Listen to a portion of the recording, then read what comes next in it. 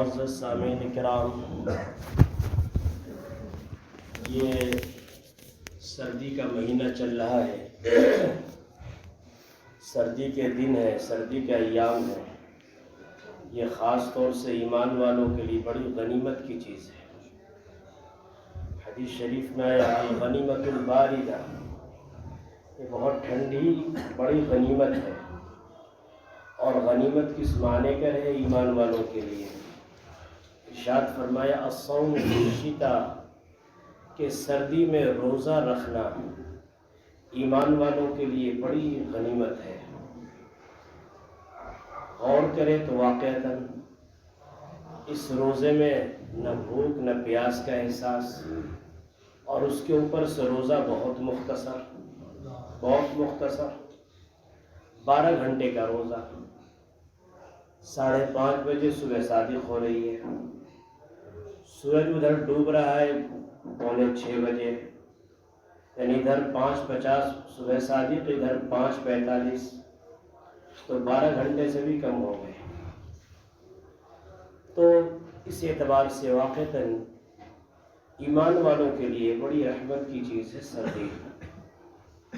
لہذا ایسے ہمارے کتنے اکابر تھے جنہوں نے پھر حقیقت میں سردی کو اپنی آخرت کے لیے کمائی کا ذریعہ بنایا۔ لہذا ہم لوگوں کو بھی چاہیے کہ اپنی سردی کو آخرت کے لیے کمائی کا ذریعہ بنائیں، اور اس کے لیے یہ خاص طور سے روزے کا اہتمام ہے۔ اور روزہ اس میں کوئی مشکل بھی نہیں، پیاس تو لگتی ہی نہیں، مین اصل چیز ہے روزے میں پیاس کا لگنا، اور بھوک کا بھی احساس بہت ہی کم ہوتا ہے، اور اس کے اوپر سے روزہ بڑا مختصر ہے۔ تو اب بھی اگر ہم اس سے فائدہ نہ اٹھائیں، پھر حقیقت میں ہمارے لیے یہ سردی غنیمت کی چیز نہ بنی، پھر تو سردی ہمارے لیے زحمت کی چیز بن گئی۔ اس لیے خاص طور سے ہم سبوں کو اس سے فائدہ اٹھانا چاہیے۔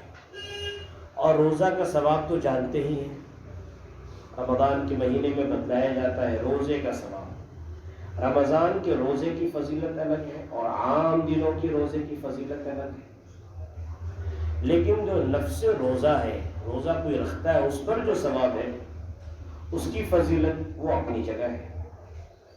لہذا رسول اللہ صلی اللہ علیہ وسلم ارشاد فرماتے الصوم لی وانا اجزی بہ، روزہ میرے لیے ہے، میں اس کا بدلہ دیتا ہوں۔ اور روزہ کے علاوہ کوئی بھی عمل ہے، اس حدیث شریف کا پہلا ٹکڑا ہے، کوئی بھی بندہ عمل کرتا ہے اس کے اوپر اس کو 10 گنا ثواب ملتا ہے، 10 گنا سے لے کر 700 گنا تک ثواب ملتا ہے۔ مثال کے طور پر 1 روپیہ خرچ کیا، 10 روپے کا ثواب، بلکہ سمجھو 700 روپے کا ثواب، بلکہ اور جتنا اخلاص ہوگا اور ضرورت کے موقع پر ہم نے خرچ کیا ہوگا اس کا ثواب واللہ یضاعف لمن یشاء، اللہ فرماتا اور پتہ نہیں کئی گنا اللہ اس کو بڑھاتا چلا جاتا ہے۔ اسی طریقے سے کوئی بھی عمل لے لیجئے، تو اس عمل کے اوپر کوئی بھی انسان نیک عمل کرتا ہے، اس کو 10 گنا ثواب ملتا ہے۔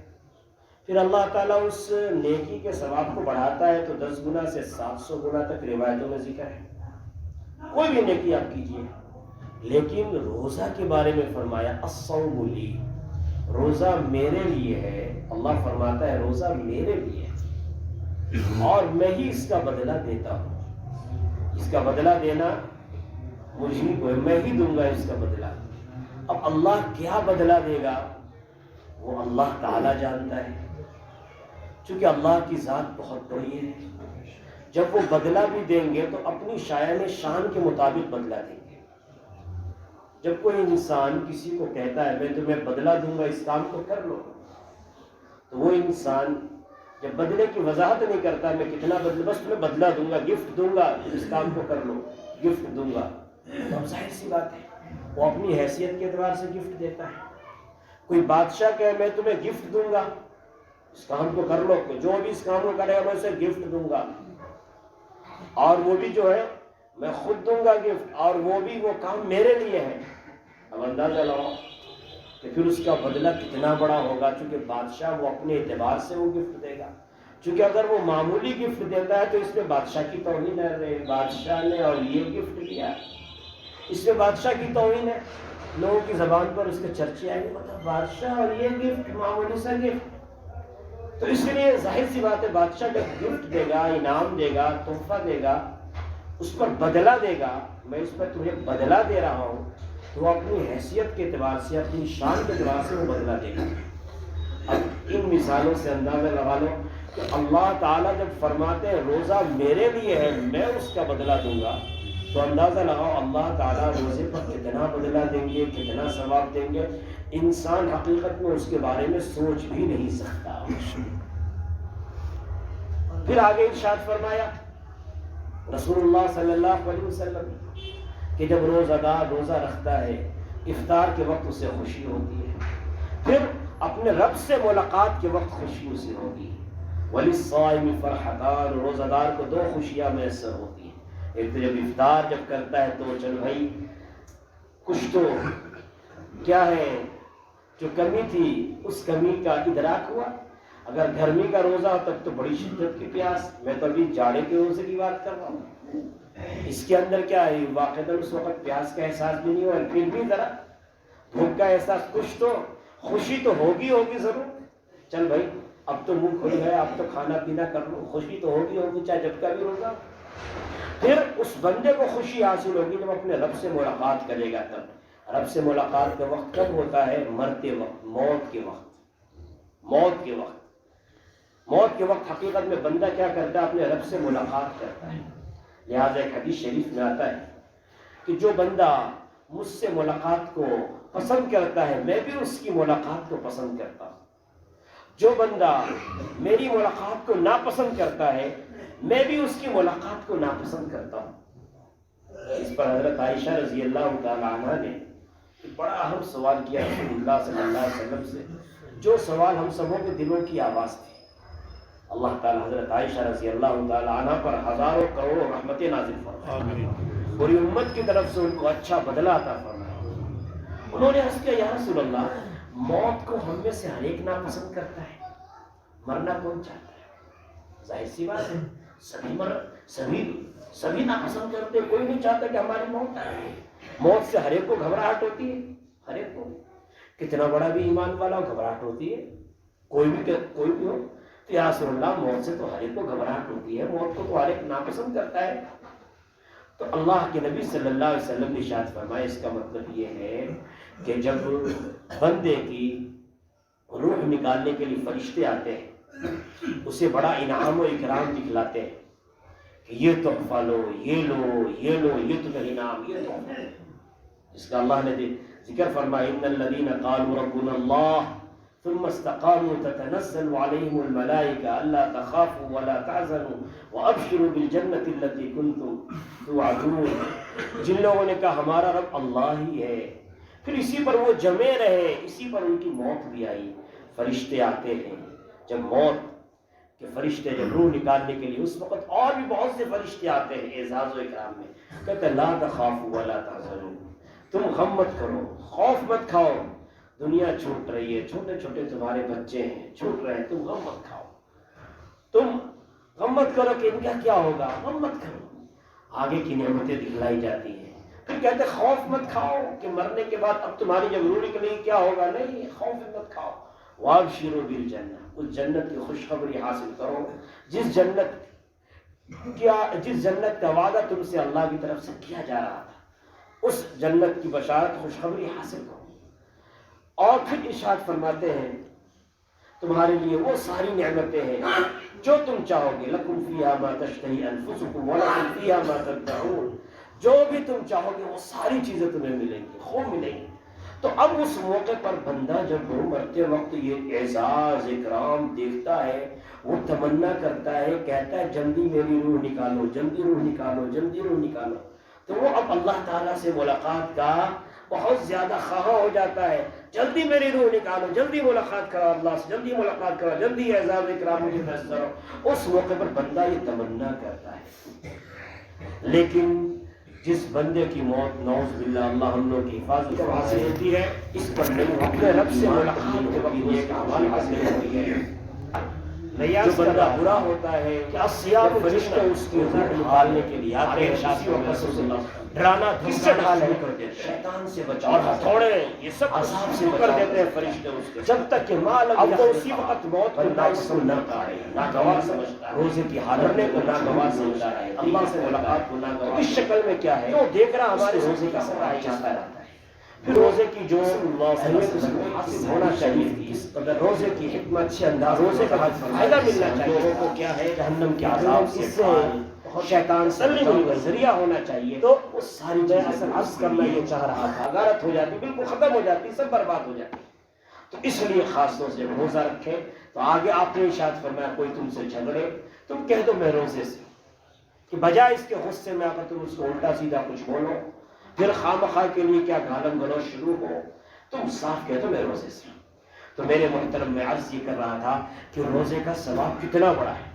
پھر ایک روایت میں رسول اللہ صلی اللہ علیہ وسلم نے ارشاد فرمایا کہ دیکھو روزہ اور قرآن کی تلاوت دونوں کے دونوں کل قیامت میں بندے کے لیے سفارش کریں گے۔ روزہ کہے گا اے میرے پروردگار، میں نے اس کو دن میں کھانے پینے سے خواہشات نفسانی سے روک دیا تھا، اس لیے میری سفارش قبول کیجیے۔ روزے کی سفارش قبول ہوگی، اللہ تعالیٰ اس کو جنت میں بھیجیں گے۔ اسی طرح سے قرآن بھی کہے گا اے اللہ میں نے اس کو رات میں جگایا تھا، رات میں کیا ہے یہ میری تلاوت کرتا تھا، رات میں نے جگایا تھا، لہذا میری سفارش قبول کیجیے۔ اللہ تعالیٰ کیا کریں گے؟ قرآن کی سفارش قبول کریں گے۔ میرے محترم جہاں روزہ رکھنا ہے بھی سردی کے دنوں میں، وہیں رات میں عبادت بھی، کیوں؟ اس لیے کہ رات کیا ہو رہی ہے؟ لمبی ہو رہی رات، اور رات میں عبادت قرآن پڑھیں۔ اسی طریقے سے جس قدر ہو سکے نفلوں کا اہتمام ہو، جس قدر بھی ہو سکے۔ رات آج کل ہو رہی 12 گھنٹے کی پوری، اب اگر عشاء کی نماز 7:30 بجے 8 بجے فارغ 9 10 بجے بھی اگر جائیں گے بستر پر سو جائیں گے تو خود بخود آنکھ 4 ساڑھے 4 بجے کھل ہی جائے گی، چونکہ رات کافی لمبی ہو رہی۔ 5 بجے اٹھ گئے، 5:15 بجے اٹھ گئے تو اس وقت بھی ٹائم رہتا ہے، یعنی 5:52 پر صبح صادق ہو رہی، 5:52 سے پہلے 5:30 تک بھی اٹھ گئے، جلدی سے 2 رکعت اٹھ کر کیا کر نماز پڑھ لی، اللہ کے سامنے اپنی ضرورت رکھ دی، تو اللہ تعالیٰ ہماری دعا کیا کریں گے؟ قبول فرمائیں گے۔ خاص طور سے حدیث شریف میں آتا ہے، بخاری شریف کی روایت میں، اللہ تعالیٰ ہر رات آسمانی دنیا پر نزول فرماتے ہیں۔ اب نزول فرمانا کیسا ہوتا ہے اللہ کا اللہ جانتے ہیں۔ پھر اللہ فرماتے ہیں کون ہے جو مجھ سے استغفار کرے میں اس کی مغفرت کروں، من یدعونی، کون ہے مجھ سے دعا مانگے میں اس کو عطا کروں۔ پتہ چلا ہر رات اللہ تعالیٰ کیا ہے؟ آخری تہائی رات میں نزول فرماتے ہیں۔ آخری تہائی رات وہ ہوتی کب ہے؟ وہ آج جیسے 12 گھنٹے کی رات ہو رہی ہے، رات شروع ہو جاتی ہے سورج ڈوبتے ہی، لیکن ہم لوگ کیا رات کیا ہوتی ہے؟ ایک سے میں نے کہا بھائی کتنے بجے؟ شام میں آ جاؤ۔ میں نے کہا ٹائم بتاؤ کتنے بجے؟ تو کہا 9 بجے آ جاؤ۔ میں کہا 9 بجے تو رات ہوتی ہے، تم اس کو شام کہہ رہے ہو، بتلاؤ۔ تو ہمارا اس سے پتہ چلا ہم لوگ ایسا لگتا ہے 8-9 بجے کو شام کہتے ہیں، تو یہ شام میں سورج ڈوبتے ہی رات ہو جاتی ہے، اور سورج ڈھلتے ہی شام ہو جاتی ہے، سورج ڈھلتے ہی شام، اور سورج ڈوبتے ہی کیا ہے؟ رات ہو گئی۔ تو لہذا سورج ڈوب رہا 5:45 بجے، 5:45 سے لے کر آپ جوڑ لو کیا ہے؟ 5:45 بجے صبح تک 12 گھنٹے کی رات ہو گئی۔ اب اس کو آپ جوڑ لو، آخر تہائی کا مطلب کیا ہوتا ہے؟ اس کے 3 حصے لگاؤ، 4 4 2 8 4 3 12، تو اخیر کے جو 4 ہیں 3 بجے، یعنی 3:45 بجے، 3:45 بجے اٹھ گئے، 4:45 5:45 5:6، بلکہ اور یعنی آخر کے لے لو 4 گھنٹے، یعنی 2:30 بجے، بلکہ آپ لے لو 2 بجے لے لو، 2 بجے اٹھ گئے، 3 4 5 6، تو اب 2 بجے کے بعد سے جو ہے آخری تہائی شروع ہو جاتا ہے۔ آخری تہائی 2 بجے کے بعد جب بھی آپ اٹھیں، اگر مکمل عبادت میں اللہ تعالیٰ توفیق دے دے تو بہت بڑی بات ہے۔ والذین یبیتون لربہم سجدا وقیاما، اللہ نے اپنے بندوں کی، خاص بندوں کی بڑی تعریف فرمائی ہے۔ ان کے وصفوں میں تیسرا وصف یہ بیان کیا جو اپنے رب کے آگے قیام اور سجدے میں رہتے ہیں اور رب سے دعا کرتے رہتے، ربنا اصرف عنا عذاب جہنم، اے ہمارے پروردگار ہمیں جہنم کے عذاب سے بچا دے، اور اسی وقت دعا کرتے ربنا هب لنا من ازواجنا وذریاتنا قرۃ اعین واجعلنا للمتقین اماما، اے اللہ ہماری بیویوں کو، ہماری اولاد کو، سب کو آنکھوں کی ٹھنڈک بنا، ہمیں متقیوں کا امام بنا، کس قدر بہترین دعائیں سکھلائی، اور ہم میں سے ہر ایک کچھ نہ کچھ پریشانی میں گھرا ہوتا ہے اور آتے ہیں دعا کے لیے، تعویذ کے لیے. ان سب کے بجائے کیا کریں ہم؟ رات کے آخری تہائی پہر میں اٹھیں، 2 بجے 3 بجے، اس وقت سے لے کر مستقل عبادت کریں اور اللہ کے آگے گڑ گڑائے دعا کریں، خوب دعا کریں. کیوں؟ چونکہ اللہ اعلان کرتا ہے ہر رات آخر تہائی میں، اعلان کرتا ہے کون ہے بندہ جو مجھ سے دعا کرے میں اس کو عطا کروں. تو مانگے، ہم اللہ سے مانگے، وہ قیمتی گھڑی ہے، دعائیں قبول ہوتی ہے. اور آج کل تو کوئی مشکل نہیں، 5 بجے بھی اگر اٹھ گئے تو ہمیں آدھ پون گھنٹہ مل گیا تو اس وقت پر اٹھ کے ہم کیا کریں؟ اللہ کیا روئیں گے، گرائیں، دعائیں مانگیں. اس چیز کو ہم ضرور کریں. ایک آیت میں فرمایا وَبِالْأَسْحَارِ هُمْ يَسْتَغْفِرُونَ، آخری رات کے پہر میں یہ لوگ استغفار کرتے ہیں. تو اللہ تعالیٰ نے خود قرآن میں فرمایا، یہ پتہ چلا آخری پہر میں استغفار ہو، اللہ سے معافی ہو، دعا ہو، گڑ گڑانا ہو. خوب ایک روایت میں فرمایا رسول اللہ صلی اللہ علیہ وسلم نے رحم اللہ رجلا، اللہ کے نبی صلی اللہ علیہ وسلم نے دعا دی ہے. آج کل ہم دعائیں لینے کے لیے جاتے ہیں، آپ ہمارے لیے دعا کر دیجیے، بزرگوں سے دعائیں لینے کے لیے فلانے سے دعا لیتے ہیں. ہم یہاں پر رسول اللہ صلی اللہ علیہ وسلم کی دعا لیں کہ رسول اللہ صلی اللہ علیہ وسلم دعا دے رہے ہیں، آپ کی دعا ہمیں لگے. آپ نے کیا دعا دی؟ اللہ تعالی رحم فرمائے ایسے آدمی پر جو رات میں اٹھے، 2 رکعت نماز پڑھے اور اپنی بیوی کو بھی جگائے، بیوی نہ اٹھے تو اس کے چہرے پر پانی کا چھڑکاؤ کرتے. پھر اسی طریقے سے فرمایا، یا اس کا الٹا کہ اللہ کے نبی صلی اللہ علیہ وسلم نے فرمایا اللہ رحم فرمائے ایسی خاتون پر جو خاتون رات کے آخری پہر میں اٹھے، 2 رکعت نماز پڑھے اور شوہر کو جگائے، شوہر نہ بیدار ہو اس کے چہرے پر پانی کا چھڑکاؤ کر دے، پھر وہ اٹھے وہ بھی 2 رکعت پڑھے. تو ایسے کو رسول اللہ صلی اللہ علیہ وسلم نے کیا دی ہے؟ دعا دی ہے کہ ایسے پر اللہ رحم فرمائے. تو آپ صلی اللہ علیہ وسلم کی دعا ہمیں لینی چاہیے. لہذا کیا آخر میں اٹھ جائے 5 سوا 5 بجے، 5:30 بجے بھی اگر اٹھ گئے 2 رکعت انشاءاللہ پڑھ لیں گے. یہ سب بھی اگر نہ ہو سکے تو یہ تو ضرور کر لیں، جب بھی رات میں آنکھ کھولیں تو کم از کم دعا تو مانگ لیں.